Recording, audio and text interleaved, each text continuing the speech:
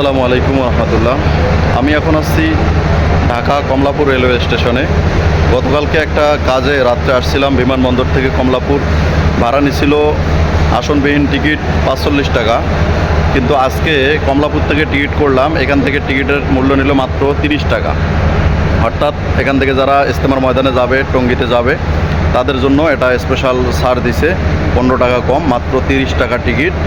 30 টাকা টিকিটে আপনি কমলাপুর থেকে যে কোনো ট্রেনের সংযোগে আপনি টঙ্গী স্টেশন রোডে অথবা আপনি এয়ারপোর্টে নামতে পারবেন। এটা অনেক ভালো করছে, বিশেষ করে যারা ইজতেমার মাঠে যাবে, ইজতেমার ময়দানে যুক্ত হবে, তাদের জন্য এটা অনেক ভালো করছে। এবং ট্রেনে যাওয়ার কারণে আরেকটা সুবিধা হয়, সেটা হলো অনেক যানজট এবং সময় বেঁচে যায়।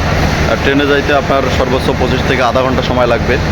আর বাসে যাইতে গেলে, আমি গেছিলাম যখন বাসে, সেখানে আমার একদিন গাজীপুর যাইতে পুরা 6 ঘন্টা লাগছিল সাইনবোর্ড থেকে।